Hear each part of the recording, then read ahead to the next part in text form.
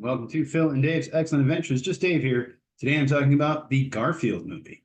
This is going to be a spoiler review, so if you haven't seen the movie yet and you are concerned about spoilers, I would suggest you go and watch the movie first before you watch this review. So, the Garfield movie is an animated adventure comedy film based on the comic strip Garfield by Jim Davis. In the film, Garfield is reunited with his long-lost father, a street cat named Vic, being forced into joining him on a high-stakes adventure. As far as what I liked about this movie, overall the cast is good. I liked Chris Pratt as Garfield, Sam Jackson as his dad, Hannah Waddingham as Jinx, Ving Rhames as Otto the bull. Fun voice. Took me a while to remember who's that voice. I know that voice. I'm like, oh, it's We Have the Meats. Harvey Guillén as Odie, just mostly barks, but Brent Goldstein, Bowen Yang, Snoop Dogg as Maurice the cat. That was fun as well. I think Odie is very cute in this movie. He's very well done. I think also young baby Garfield is very cute. I think most of the hair looks good. I noticed particularly on like Garfield's dad, his hair is kind of, matted and kind of crazy because he's like a street cat. And it looks pretty good. There's a car scene where Garfield is going out to check the tree and like all these cars have to stop from like hitting him. That's pretty funny. I think the movie is sweet and it's family friendly. They've got like a kind of thing there with his dad where his dad says, he went to check on him, but like, he didn't have the guts to go see him or whatever. And then you find out his dad was telling the truth. It's kind of nice. It's kind of sweet. And I took my niece to see this. She's 17. She liked it. She said it was cute. She said it was very sweet and very family friendly and nothing objectionable in it or anything like that. So yeah, I think for a kids movie, it works as a kids movie, I suppose. And I think kids, especially younger kids, would probably really like it. As far as what I disliked about the movie, I didn't love Nicholas Hoult as John. I generally like Nicholas Hoult. I just watched him in Mad Max Fury Road, and he's great in that. But yeah, his voice was just kind of annoying to me. Every time he talked, I'm like, well, who is this? What is this voice? I don't like this voice. I don't like this at all. And I love Sam Jackson. He's a great voice actor. He's great in The Incredibles as Frozone. But hearing him play Chris Pratt's dad is a little odd, just because I know who Chris Pratt is and I know who Sam Jackson is, and imagining Sam Jackson as Chris Pratt's dad is weird to me. So I'm like, okay.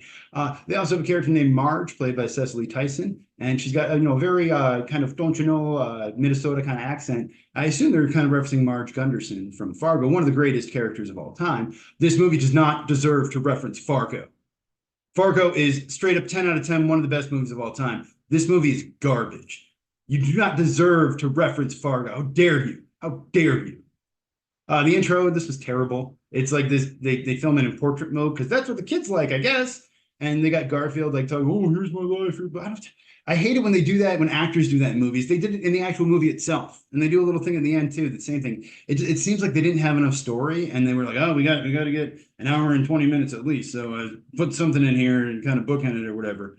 I didn't really like the style or the look of the characters either. It's this kind of 3D style. I prefer just the actual 2D drawing. I wish they would have gone for more like Peanuts, maybe 10 or 15 years ago did a thing where it was 3D but still in the same style. And this one, I feel like they lean a little bit too much into 3D, and I wish they would have gone more 2D. There are a couple scenes where they do stuff that's not 3D, where it's a different style of animation. I like that stuff. I always like it when they do that. But yeah, I didn't like the way this looked. I didn't like the music either. Not only the score, but the actual like pop songs they used in this. I just thought they were all terrible. Even the one with Snoop Dogg, I like Snoop Dogg, but that song was not a good song at all.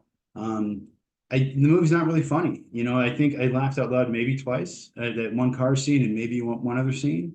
There's also a lot of just nonsensical things that happen. This, which is a cartoon, I understand that happens, but like, I don't know, using acorns as like communication devices, like that doesn't, and I realize the kids movie, it's a cartoon and I'm being stupid for overthinking it, but like, how does that work? Like, if you want to come up with crazy, silly stuff like that, I still want there to be some sort of internal logic explained and going on for that kind of stuff. And then also like the sense of scale is weird to me because, well, hey, Garfield's supposed to be this big fat cat, but then his dad is much bigger than he is. And there's even a scene where like his dad goes through a hole and then Garfield gets stuck. And I'm like, okay. And they do this kind of stuff on The Simpsons too, where Homer's supposed to be so fat, but like comic book guy is fatter than Homer is. So like, I don't understand. But like even when Garfield's in like the cheese factory or whatever, and he's got these giant slabs of cheese, like I'm looking at it going like, I don't understand. First of all, what are these machines doing? What is their purpose? And why are these pieces of cheese so large? They're bigger than a cat. I don't know, just a lot of the stuff in sizing and scale, and this just kind of really didn't make sense to me. Like that bull and the cow should be much bigger than they are. The cat should be smaller. Like Garfield's dad is bigger than a lot of the dogs, which is usually cats aren't bigger than dogs. Just that kind of stuff where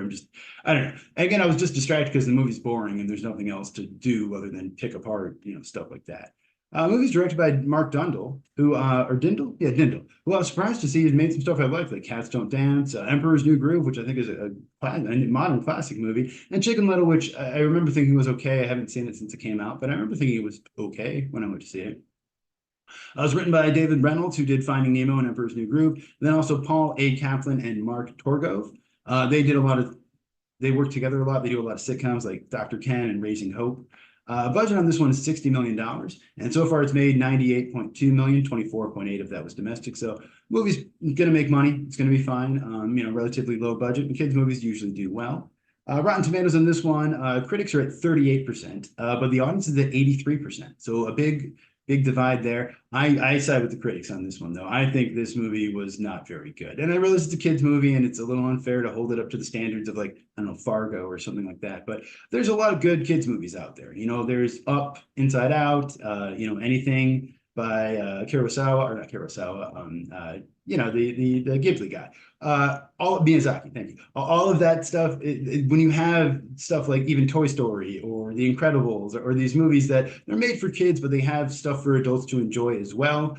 This movie was just for kids, really, other than, you get Sam Jackson and Ving Rhames and people who you might know their voices. But other than that, yeah, there's really not much here. I feel like in a lot of ways, this is a lot like that Mario movie, which also starred Chris Pratt. And also Chris Pratt's fine. I don't like him as a person, but as a voice actor, he's fine. I don't know that his voice really fits Garfield or the voice I was looking for.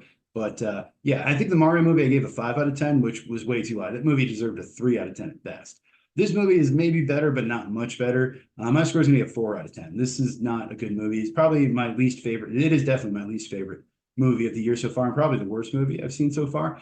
Granted, I know it is a kids' movie. I know I'm not the core audience for this, but like, it would have been nice if the filmmakers would have just, I don't know, tried a little bit, put just minimal effort into this shit. But so anyway, that's a score, 4 out of 10. But if you saw the movie, let me know what you thought of it down in the comments below. Thank you so much for watching, and have a great night, and I will see you here again next week.